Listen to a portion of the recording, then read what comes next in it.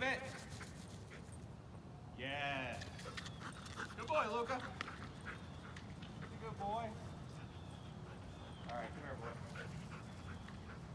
Here, we're gonna come out. Good boy. Out. Out. All right. Ready? Good boy. Spin, spin, spin. Down. Sit. Stand. Stand. Down. Reverse. Reverse. Oh, yeah. What's that? Reverse. Down. Yes. Leave it. Down. Yes. Good boy, Luca.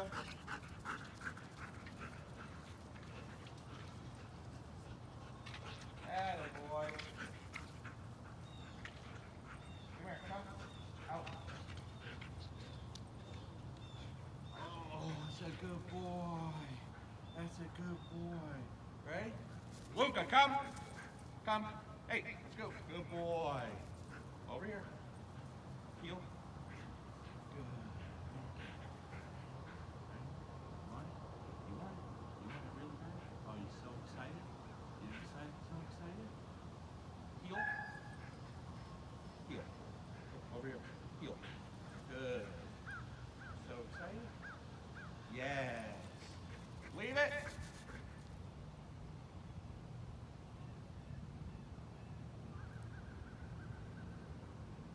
Yes. Good boy, Luca. Good boy. All done, Luca. Good job, buddy. Okay, guys, so check it out. I just wanted to demonstrate the leave it command. I didn't care about anything else in there, okay? I haven't done anything with Lucas since he had the seizure-like episode. Nearly killed him, so I'm very careful what I do with him. But what I wanted to show here, we had a good discussion on one of the posts yesterday someone made about the leave it command. A lot of people say it's useless, they don't use it. I can't imagine that. There's three things that my puppies learn first. Leave it means don't touch it. Out, drop whatever is in your mouth, and come to me. Those three things are vital. The thing with leave it, it quickly becomes possibly the strongest command in my dog's repertoire. That's a big word, that's French, I think, as well as my clients' dogs. Very important, guys. What you see is it works much faster, more effectively than the recall or anything else. I don't know the science behind it, but it does. And I don't talk about anything or debate anything or argue anything unless I've done it hundreds of times, if not thousands of times. So there's nothing that drives me crazier when someone says, well, my dog, one dog doesn't matter. 10 dog doesn't matter. Tell me after 100 dogs, after 1,000 dogs. So the reason that I talk about the leave it command is because it's extremely beneficial to people, extremely helpful, guys. If a rabbit took off right now, and I've shown this on film, I've set Luca up with this. If a rabbit took off running right now, a cat, a deer, anything, and he wanted to go after it, all I have to say is leave it. There's no yelling, there's no screaming, and it's automatic. The dog doesn't even think about it. So I wanted to demonstrate there, you see his insanity for the ball, his drive. So even going down, being worked up, I'm holding him back, he's shaking, I send him, I say leave it, it's automatic. And what does he do? He's looking at me.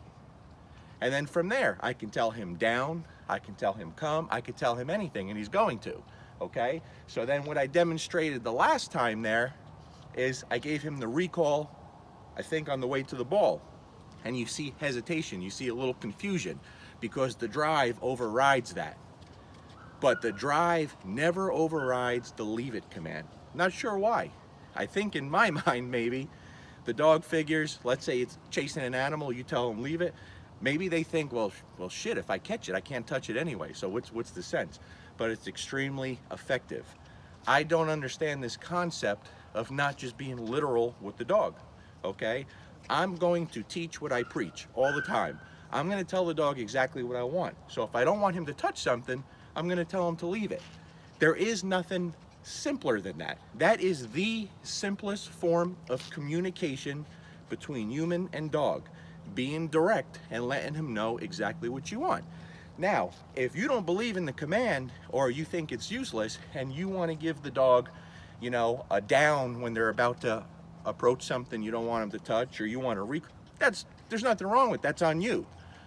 But unless you have a lot of experience teaching a dog, leave it. Many dogs, you can't debate that. It's very difficult to, because it works. Not just with my dogs, with all dogs. Again, it's probably the only command that I teach where there's no rewards ever, and there's very few corrections. So for the most part, when I'm teaching a puppy, if the puppy's off leash and I tell them, and the reason is they give you many opportunities to get repetitions in, right? Repetitions. So if the puppy's going to touch something and I tell them leave it and I move them away, they're going to keep trying. I gave an example on that post yesterday. Mango, the first correction or the first punishment I ever implemented with Mango was at 8 weeks old. And that's because she's extremely, extremely hard-headed. There was a dead bird, 8 weeks old, in the road, and she, of course, wanted to get in it. And I said, leave it. She wasn't on a leash. If she was on a leash, I'd just say, leave it and pull her away. No leash correction, no nothing. I just remove her, like I do with clients' dogs. And just by repetitions, they learn very quickly. But with Mango, I said, leave it. I moved her away. Well, guess what? She went right back to it. I said, leave it one more time and moved her away. The third time when she went back, I took the scruff of her neck, gave her a little quick pinch, and she yelped. The bird was no longer interesting. Could I have done that the first time? Yeah, but it's not important to me. You understand what I'm saying? So with Luca or any of my dogs, even Buddy, who I don't work with, I don't train, if we tell our dogs to leave it, that means don't touch it. It's off limits. And that's how it's always going to be. I'm very literal with my dogs. I'm going to tell them exactly what I want. Again, I'm going to teach what I preach.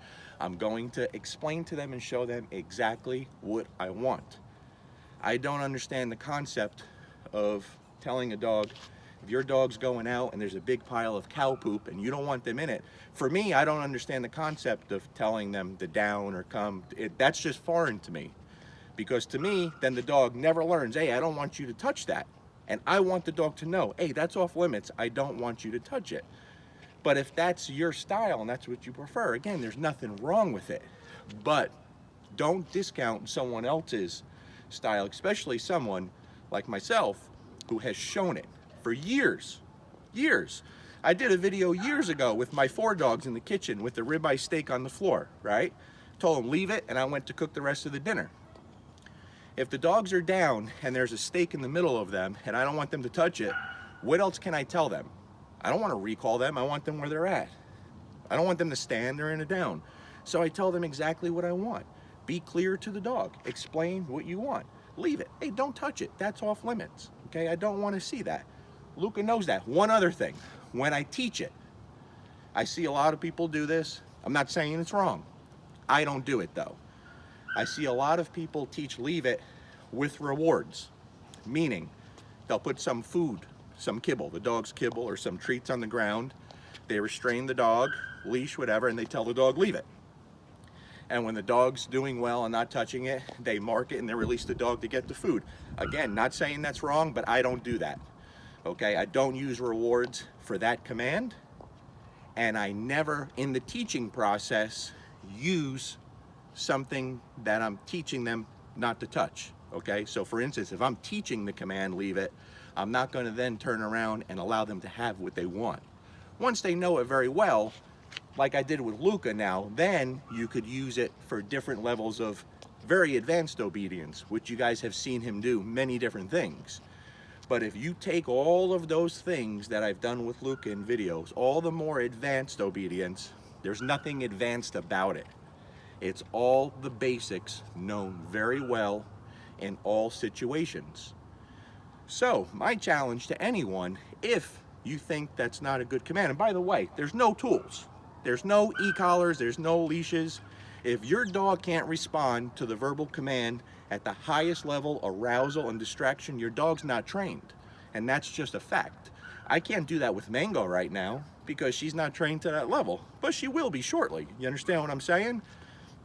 So anyone who discounts that and you say you're going to use something else, just make some videos. Show it in a really high state of arousal, no tools.